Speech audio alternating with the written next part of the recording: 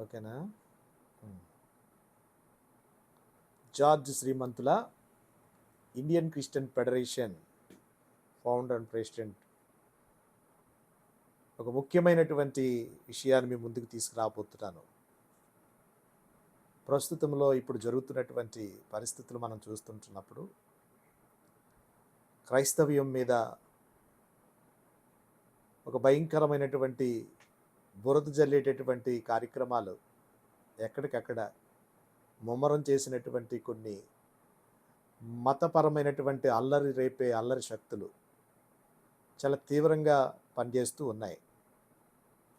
ముఖ్యంగా మనువాదం అనేటటువంటిది మరలా తెర మీద తీసుకురావడానికి మా గుడిలోనికి రానివ్వం, వేరే గుడిలోనికి వెళ్ళనివ్వం అనే నినాదం మీద గతంలో మా మాట కాదని వేరే మతంలోనికి కానీ మీరు వెళ్తే రాజ్యాంగపు హక్కులన్నీ తీసేస్తామని 1950 ఆగస్టు 10వ తారీఖున రాష్ట్రపతి ఉత్తర్వులు అప్పటి రాష్ట్రపతి బాబు రాజేంద్ర ప్రసాద్ గారు, ప్రధానమంత్రి జవహర్లాల్ నెహ్రూ గారు వారి సమక్షంలో జరిగినటువంటి ఈ వివక్షత మీరు ఎప్పటికీ కూడా హిందూ మతంలోనే ఉండాలి, షెడ్యూల్ కులాలు వేరే మతాలకు వెళ్ళారంటే మాత్రం మీకు వచ్చేటటువంటి హక్కులన్నీ మీరు కోల్పోతారు, మత స్వేచ్ఛ హక్కు కోల్పోతారని బెదిరించినారు. అంటే బెదిరించేటటువంటి రాజ్యాంగంలో లేనిదాన్ని ఒక చట్టం కింద చేసి సవరణ చేసి వీళ్ళని అణిచివేసినటువంటి పరిస్థితి మేము చూసాం. ఇప్పుడు ముఖ్యంగా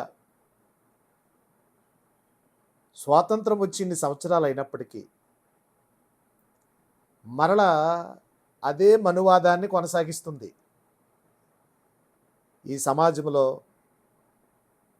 సమాజ నిర్మాణం కొరకు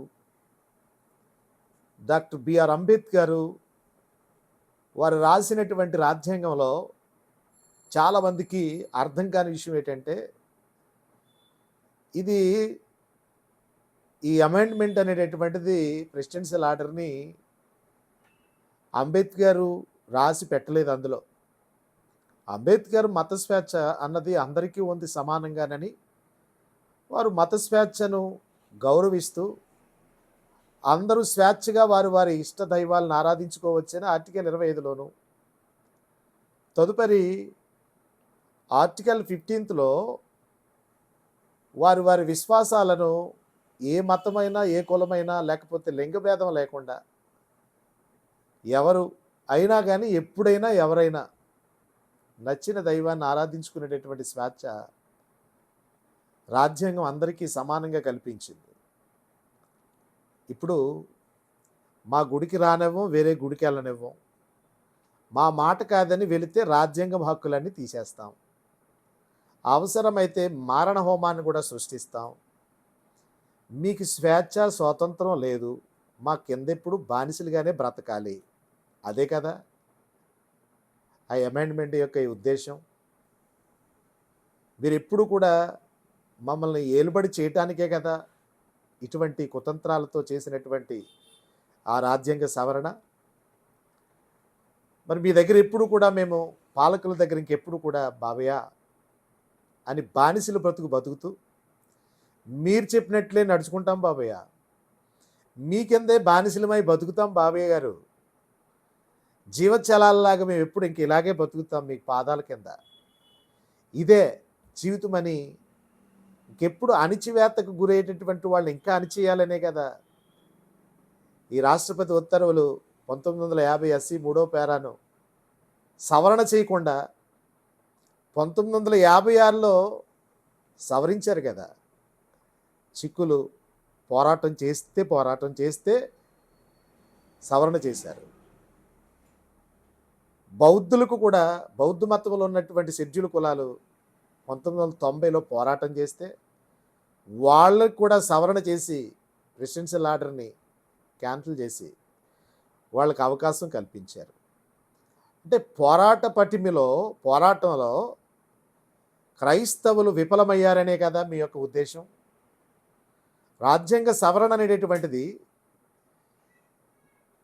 చిక్కులకు చేసి, బౌద్ధులకు చేసి, క్రైస్తవులకు చేయలేదు అనంటే, క్రైస్తవులు ఎప్పుడు కూడా గతంలో మా వోళ్ళు కూడా ఎప్పుడు ఇంకా ఆ మాటే, పాత మాటే ఎప్పుడు చెప్పుకుంటూ ఉంటారు. నెహ్రూ గారు అనేసారట ఒక రోజుని. అయ్య బాబోయ్! చాలా పెద్ద మాట అనేసారని చెప్పి మా వాళ్ళు గర్వపడిపోతారు. ఏమని? క్రైస్తవుల జోలికి వెళ్ళకండి, క్రైస్తవులు నిద్రపోయేటటువంటి సింహాలనేసారట. చాలా గర్వంగా మా వోళ్ళు చప్పట్లు కూడా ఎత్తుంటారు ఆ మాటకి నిజంగా. ఆ! అదే నెహ్రూ గారు మరి ఈ చట్ట సవరణ చేశారు. ప్రెసిడెన్షియల్ ఆర్డర్‌ని ఈ షెడ్యూల్ కులాల వాళ్ళకి క్రైస్తవ్యంలోనికి వెళ్తే, వీళ్ళు షెడ్యూల్ కులాల యొక్క స్టేటస్ కోల్పోతారని చెప్పి, మరి అదే నెహ్రూ గారు ఆ రోజుని ప్రెసిడెన్షియల్ ఆర్డర్‌లో బాబు రాజేంద్ర ప్రసాద్ గారు ఇద్దరూ కలిసే కదా ఈ పని చేశారు.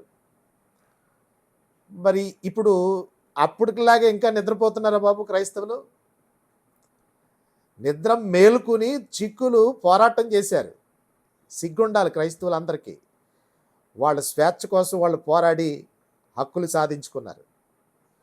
బౌద్ధ మతస్థులు కూడా చక్కగా పోరాటం చేసి వారు కూడా స్వేచ్ఛను సంపాదించుకున్నారు. సిగ్గుపడాలి. ఏ మతమైనా కానీ పోరాటాలతోనే ఏ హక్కులైనా సాధించుకున్నట్టుగా మనం చరిత్ర చూస్తున్నాం. చరిత్రలో క్రైస్తవులు ఈ విషయం మీద ఎందుకు మీరు పోరాడలేకపోతున్నారో ఒక్కసారి మీరు గమనించాలి. గమనించి మేము ఎప్పుడు ఇంకా క్రైస్తవులమైనా కానీ మేము క్రైస్తవులం కామనే అబద్ధాలు ఆడతాం. మేము ఇంకా క్రైస్తవ్యంలోనికి వెళ్ళలేదు. మా అలవాట్లన్నీ కూడా ఈ భారతదేశంలో ఉన్నటువంటి ఈ మనువాదపు సంబంధించినటువంటి అలవాట్లతోనే, చాలా అలవాట్లతోనే మేము ఉన్నాం. ఇదే మా జీవితం. ఎన్నాళ్ళండి అబద్ధం ఆడేది? ఎన్నాళ్ళు? సిగ్గు, చరం, రోషం లేనటువంటి, పౌరుషం లేనటువంటి వ్యక్తులుగా ఎన్నాళ్ళు బతుకుతారు మీరు? పోరాటానికి సిద్ధపడి బయటికి రాగలిగితే, మీ అందరిలో చైతన్యం కల్పించగలిగినటువంటి విధానాలు కల్పించాలని మేము ఎంతో కాలం నుంచి పోరాటాలు చేసుకుంటూ వస్తున్నాం. సహకారం కరువైంది. ప్రోత్సహించే వాళ్ళు తక్కువగా ఉండటం వలన పోరాటాలు ఎక్కడికక్కడ చెప్పబడిపోతున్నాయి. దయచేసి అర్థం చేసుకోండి ఇప్పటికైనా. మేము ఇంకా అన్టచబిలిటీ వాళ్ళు కానీ, మేము ఇంకా వెనుకబాటుతనంతోనే ఉంటామని అనుకుంటే ఉండండి, మీ కర్మ. క్రైస్తవ్యం అనేది దాంట్లో కులం లేదు, నిజమే. కానీ క్రైస్తవ్యంలోనికి వచ్చినా కానీ కులం అనేటటువంటిది ఆ జాడ్యం పోవట్లేదు చాలామందికి. ఎందుకంటే అది పుట్టుకతో వచ్చేసిందంటే అండి కులం. ఏమంటే పుట్టుకతో కులం వచ్చిందా? పుట్టుకతో అసలు ఏమైనా పట్టుకొచ్చాడు ఎవడైనా కానీ? కులరహితమైనటువంటి పాలన, ప్రజలు, సమాజం నిర్మాణం జరగాలంటే ఏ భేదం లేకుండా అందరూ కూడా ప్రస్తుత పరిస్థితులను బట్టి దేవుని ప్రేమను మనము వ్యక్తపరచటమే కాదు, దేవుని ప్రేమ అంటే నీ సాటి సహోదరులు మత స్వేచ్ఛ కోల్పోయి, వాళ్ళ హక్కులను కోల్పోయి ఈదును పడదామనంటే వాళ్ళకి సరైనటువంటి బలం సరిపోక, దన్ను సరిపోక బయటికి రావడానికి భయపడుతున్న వాళ్ళు చాలామంది ఉన్నారు. మేమున్నాం రండి అని కదిలి ఒక పిలుపునివ్వగలిగినటువంటి, ఒక దమ్ము ధైర్యం కలిగినటువంటి, పోరాట పటిమతో పోరాడేటటువంటి నాయకులుగా ఇండియన్ క్రిస్టియన్ ఫెడరేషన్ మిమ్మల్ని అందరినీ కూడా ప్రేమతో ఆహ్వానిస్తున్నాం. సహకరించండి, సపోర్ట్ చేయండి. ఈ మధ్య కాలంలో నేను కొన్ని జిల్లాలు తిరుగుతూ అనేకమైన ప్రాంతాల్లో సమావేశాలు ఏర్పాటు చేసి అనేకుల స్పందన కలిగి చేశాం. అందరూ కూడా ఒక తాటి మీదకి వస్తున్నారు. మీరు రండి ఆసక్తితో. ఇంకా వెనక్కి పోదామని అనుకోకండి, కలవండి, కలిసి అందరూ ప్రయాణం చేద్దాం. God bless you. జార్జి శ్రీమంతుల మత స్వేచ్ఛకై పోరాడే మీ సహోదరుడు.